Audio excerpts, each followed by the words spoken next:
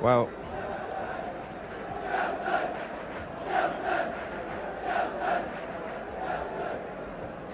seven and a half months after severing an Achilles tendon on this same pitch, Trevor Francis returns to Football League action. In his absence, Forest have lost their way a little, and England haven't successfully replaced him either. But for the moment, the man himself is just excited to be playing again. He keeps the number 9 shirt in a Forest side which shows one change in personnel from Wednesday's Super Cup tie in Valencia. Number 3, Frank Gray, is back after European suspension, but Bryn Gunn keeps his place, switching to the centre of defence in place of Kenny Burns, who is dropped. Well, that was the fate of Peter Ward recently, so he's the substitute now, while at number 11, Colin Walsh continues in place of the recovering John Robertson. Sunderland bring in Gary Rowell at number 6 in midfield, and they switch Sean Elliott to centre-back in place of Sam Allardyce. The thinking there is that Elliott's pace and mobility could help to counter Forest's quick, sharp attacking play. Back on familiar territory, the Sunderland assistant manager Frank Clark, who won a European Cup winners' medal with Nottingham Forest in 1979. Referee Mike Bidmead, who last week at Luton was knocked unconscious when he was struck by the ball. So Forest start with an early touch for Francis, who plays the ball back to Frank Gray. And now to Viv Anderson. Ponte, Sunderland wearing white, and described in the programme today as the only club that Brian Clough has ever really been in love with. He was a player at Roker Park where he sustained the injury which ended his career, and he's also been made overtures from time to time to go back as manager. It's Alan Brown for Sunderland to John Hawley, here's Stan Cummins. Larry Lloyd across, Gordon Chisholm. Into Cummins, is Chisholm again. McGovern trying to make up the ground.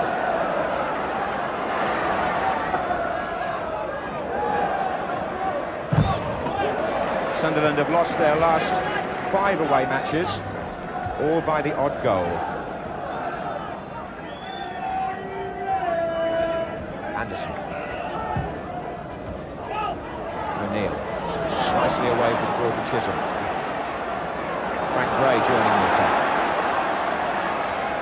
On the left, Walsh.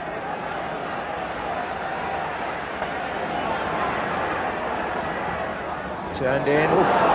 Elliott was the man who blocked it.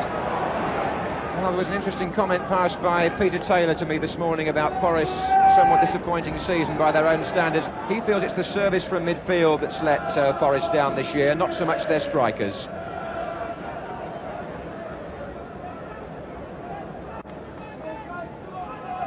Whitworth takes the kick.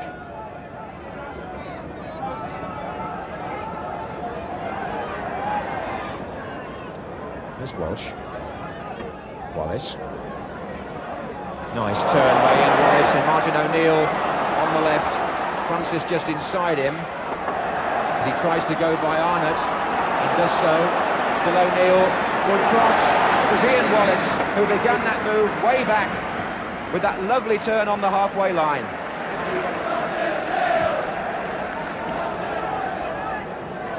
Hawley, Brown. And Gunn was just a shade slow in making up his mind, but he certainly proved decisive in the end with the back pass. McGovern. That's a foul by Gary Rowell, number 6.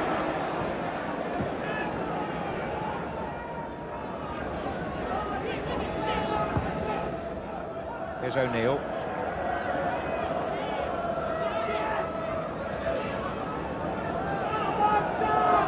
Gunn. Frank Gray's made a good run forward here. This is Lloyd, but Gray's in the inside left position. He'll go to the left wing now to try and help Walsh, the man on the ball. And you'll see Gray now making the extra man. There are 5 in the centre here if the ball's played. Still Gray. Beautifully done. This is John McGovern. Hit the post. Ponte.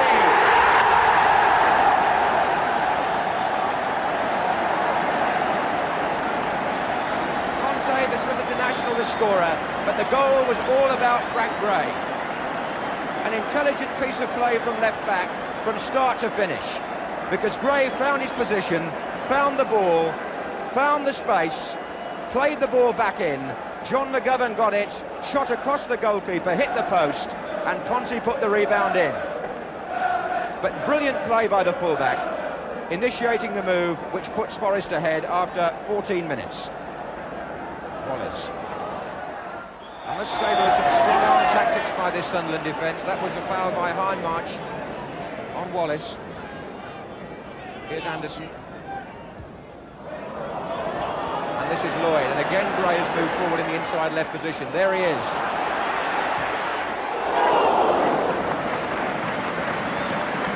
Always was one of the best fullbacks coming forward in his Leeds United days. And bought by Brian Clough to fill the gap which Frank Clark's retirement left, really. And he's now made, in essence, the first goal against the club of which Clark is now the assistant manager.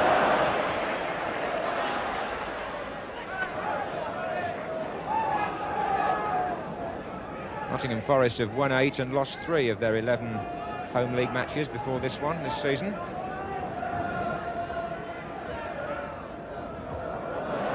McGovern finds Wallace, Francis, McGovern's coming forward again. Wallace had to stay onside there, so it's got to go square. And it came off Gary Rowell, and it'll be a corner.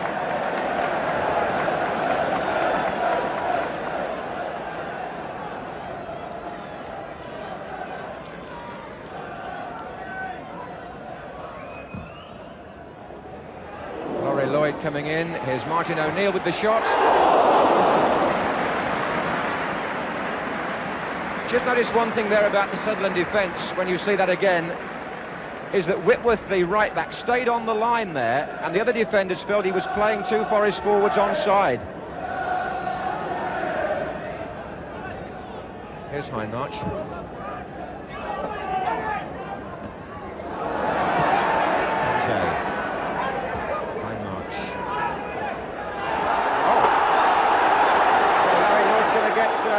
Booked for using his elbows.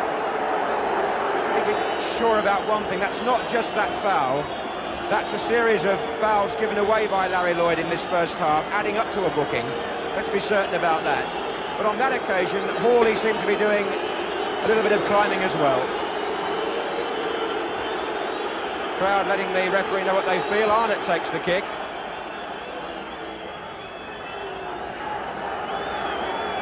Have to be absolutely right here, and to be fair to the referee, Larry Lloyd has been penalised 6 times in the first half already, and that's why he finally got the book out. You could argue, if you want, about the actual offence which produced the yellow card in the end. Anderson. Francis could be on. Hindmarch to beat for pace. Oh! Didn't need to. That's the sort of acceleration the supporters have come to expect from Francis, and the sort which made him, and we hope will make him again, such an exciting player at club and international level.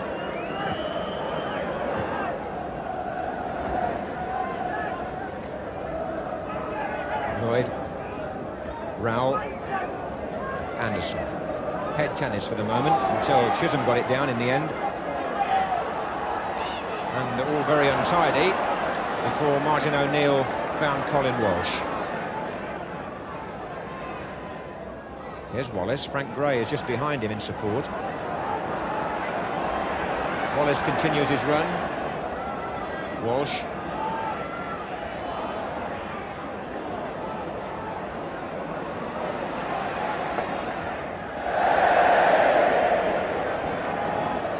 So 5 minutes left in the first half. Nottingham Forest 1, Sunderland 0. McGovern for Forest to Walsh. Ponti coming in, off the line. Joe Bolton got it off the line. Walsh's cross, a good one too. Ponti did ever so well to make the header. Goalkeeper beaten, Joe Bolton in the right place.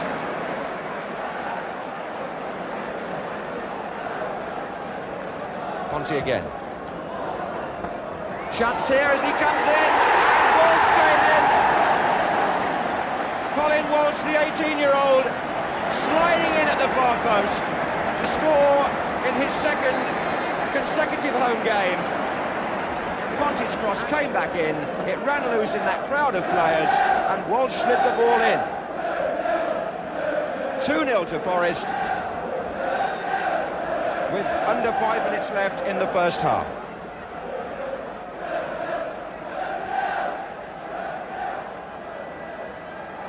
Brown for Sunderland.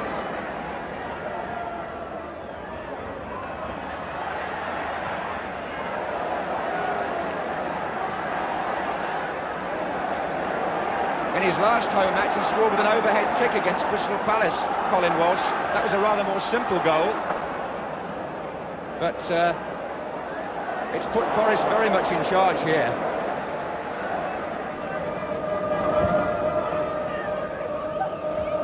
That came off Conte's head, Brown chasing. It was shoved by Anderson, but it's still Brown. Here's Rowell. And now Bolton.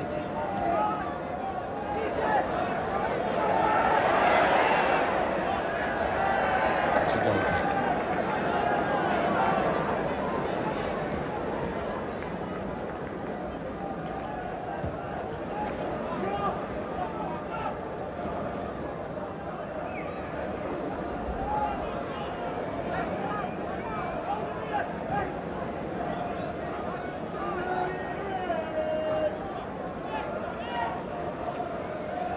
To the end of the first half,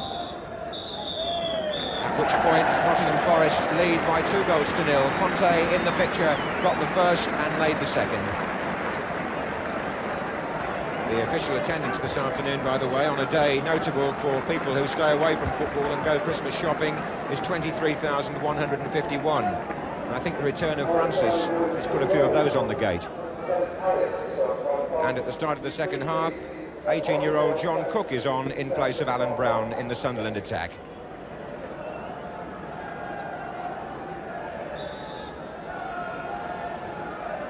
Well, in the match at Roker Park earlier in the season, Sunderland led 2-0 at half-time and were pegged back to 2-2. The task facing them now is to do the reverse on Nottingham Forest. Sunderland playing from the left in the second half. Stan Cummins. McGovern. It's a tactical substitution by Sunderland, I understand. Brown wasn't injured. They've just decided that Cook might have a better chance against this Forest defence.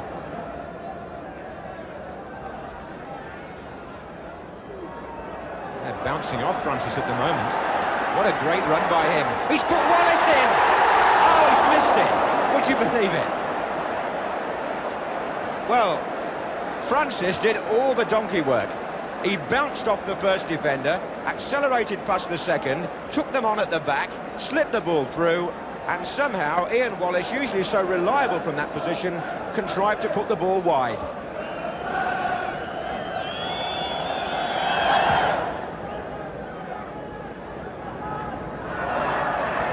It's on by Hawley, looking for Cook, Bryn Gunn covering.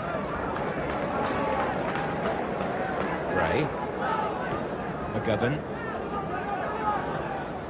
O'Neill. Oh, McGovern was left on the ground by Gary Rowell when the ball had gone. Referee had a word with Rowell. And now Francis to Walsh.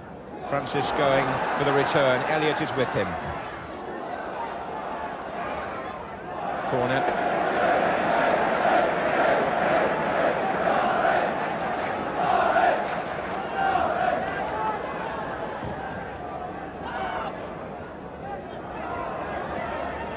Gray, lifting it back in, Wallace is in there, and Francis is in there as well, and he's spoiled by the goalkeeper. Still in play, Walsh. Good cross again, Turner again, too high for Lloyd to head it back. Here's O'Neill.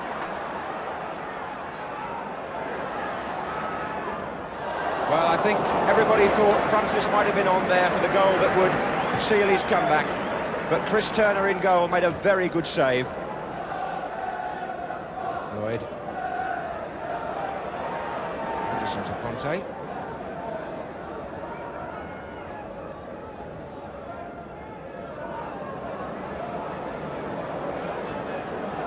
Cummins. Chisholm. And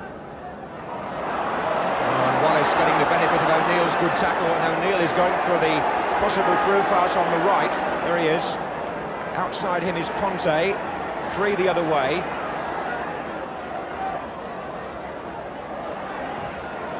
Finally it came to Ponte. Wallace in there. Francis is in there! And he got it in the end. Just a couple of minutes after coming so close, Trevor Francis scores. And the fans absolutely delighted, and so is he. Ponte turned it in, the Sunderland defence hesitated, Wallace was in there, and Francis scooped it into the net. Trevor is back is the cry, and it's very fitting that he should score when you bear in mind that on the day when he was injured here back in May against Crystal Palace, he'd already scored 2 when he was carried off. That day, Forest won 4-0. Here they lead 3-0. Hawley, beaten by Lloyd.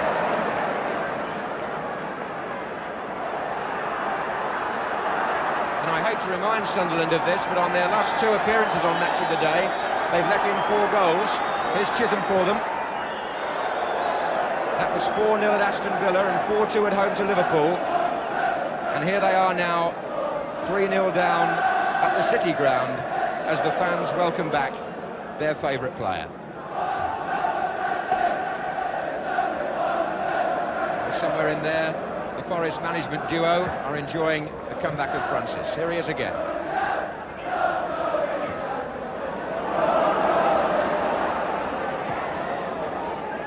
Hawley. John Cook. Foul by Walsh on Arnott, who was very displeased about it.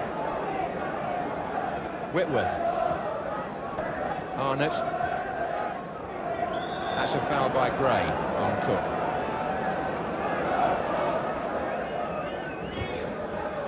Hawley's in there. Rowell is there. Oh, what a good finish. That really was a very good finish.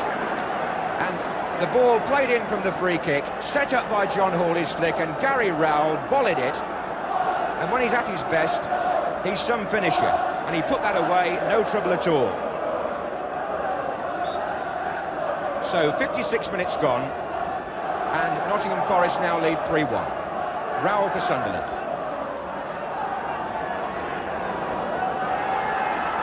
Arnott looks for Cook.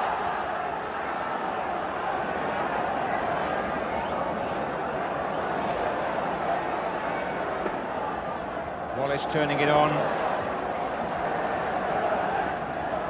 It's given the travelling Sunderland supporters something to cheer about. Wallace.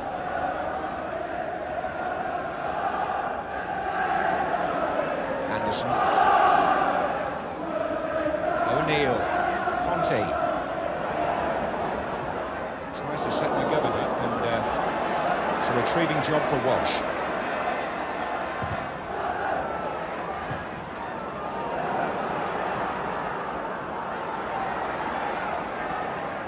Bryn Gunn, Larry Lloyd.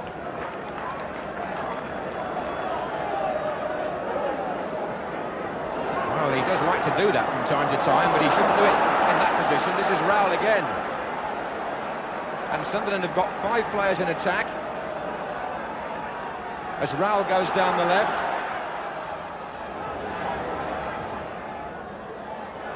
And Shilton claiming it, but he had no chance on the goal from Gary Rowell's shot.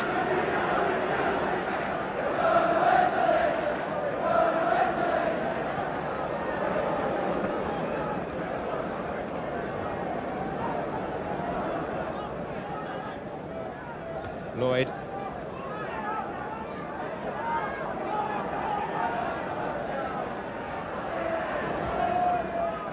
Well, that didn't help Hawley. And that didn't help Nottingham Forest from Larry Lloyd. John Cook. Hawley now. Cummins.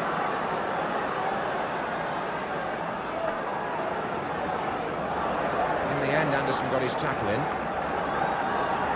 Forest might have slackened off just a little since they scored the third goal, and Sunderland back in with a shout at 3-1 and on the attack. This is Rowell, their goal scorer. Hawley tucking it on, is Rowell again. My word, Forest left some space there, Rowell! Well, Brian Clough was heard to say earlier this week that Forest have not been as hungry this season as they were last year, and certainly there was a little bit of complacency in the defence there as Rowell tracked his way across the edge of the area, looking for his second goal. O'Neill. Ponty coming up on the right, and turned aside by Chris Turner. From Raimundo Ponty.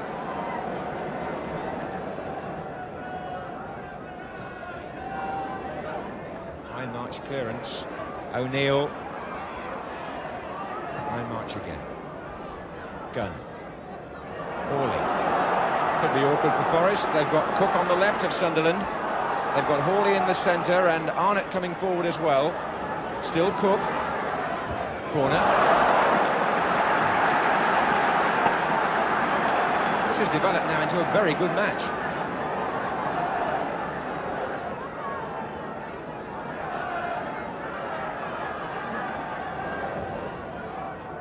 High march. Oh. Well, Sean Elliott hangs his head because that could so easily have been 3-2, and Elliott it was who got the last touch right in front of goal. The corner swung in by Arnott, the curved ball. High march with the flick on. Elliott in front of Shilton, but over the top.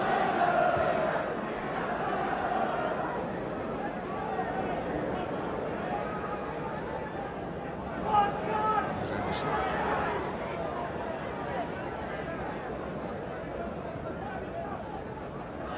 Wallace is too good. Turner, he's thrown the big men off there. Francis is in on the near post. Anderson! Oh, he miskicked it. This match is a study in the unpredictable at times. O'Neill. It played in early again. Wallace in there. His back header. Anderson. Is Walsh still free? And O'Neill drives it over with a deflection. Just takes it out for a corner. I think it was Elliott who got the last touch. The number 5. Certainly O'Neill's shot.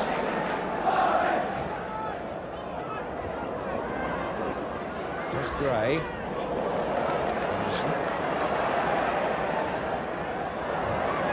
McGovern. Wallace. Offside flag is up. Won't count. Earlier offside rules out the goal by Ponty.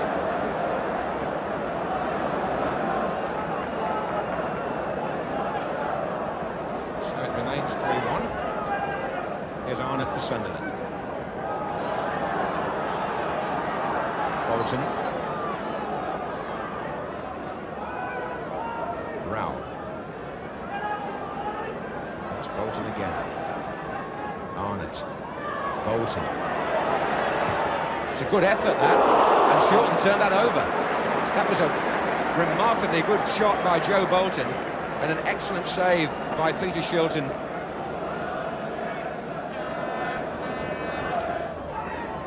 High march. But again, Forest able to play the ball forward from their own penalty area. Walsh has got Francis running, he's offside.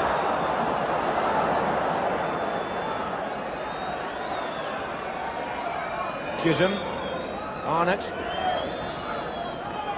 Whitworth, Cook, McGovern, Arnott, and this is Cook, and a chance, flags up on the near side for offside on the far post. So it didn't matter that John Cook's cross wasn't turned in. There was an offside decision, which Shilton is just checking now with the linesman. That came in the 90th minute. A successful league comeback for Trevor Francis, who scores in a 3-1 win for Nottingham Forest and showed a great many of his old touches. Forest, the better side in the first half, then going 3-0 up. And as far as Sunderland were concerned, their best football came from that point on, when they were 3 down. They could only get 1 goal back. And applause for Francis as he leaves the field.